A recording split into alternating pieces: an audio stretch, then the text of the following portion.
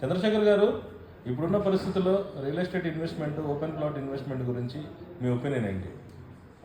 Hi Suresh గారు, మంచి ప్రశ్న అడిగారు. ఇప్పుడున్న పరిస్థితి రియల్ ఎస్టేట్ గురించి అంటే మార్కెట్ బాగుందండి. మామూలుగా ఏమంటారంటే లేదు అంటారు. మార్కెట్ చేసే వాళ్ళు చాలా బాగుంటుంది.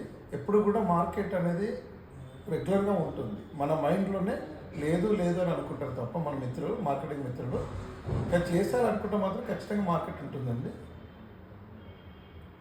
ఇప్పుడు ముంబై హైవే ఓపెన్ ప్లాట్స్ పరిస్థితి ఏంటండి? ఇప్పుడు ముంబై హైవేలో ఇన్వెస్ట్ చేయొచ్చు అంటారా?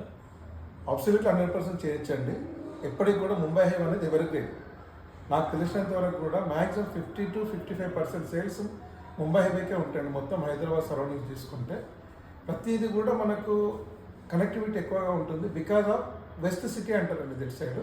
వెస్ట్ సిటీ ఎందుకంటే హైటెక్ సిటీ ఉంది కదండి, మనకు ఫైనాన్షియల్ డిస్ట్రిక్ట్ ఉంది కదా. ఎక్కడ ఉందండి? ఈ ఏరియాలో ఉంది. ఈ ఏరియాలో ఎంతమంది ఉన్న ఎంప్లాయీస్ ఉన్నారు. ఎంప్లాయీస్ మొత్తం ఇటు సైడ్ ఉన్నారు కాబట్టి ఇట్స్ ఇన్వెస్ట్ చేయడం ఆల్వేస్ చాలా బాగుంటుంది.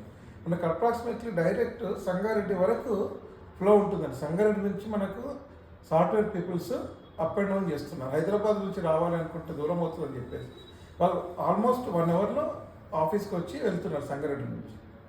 సో మన సంగారెడ్డి కూడా 6 lanes వే అయిందండి.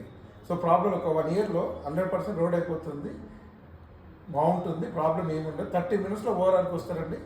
25-30 minutesలో వాళ్ళ ఆఫీస్ గమ్యస్థానాలకు వెళ్తారు, ప్రాబ్లం ఉండదు. ఎప్పుడైనా కూడా Mumbai highway is the perfect. నా ఆలోచన ప్రకారం 100% ఇన్వెస్ట్ చేస్తే చాలా బాగుంటుందండి.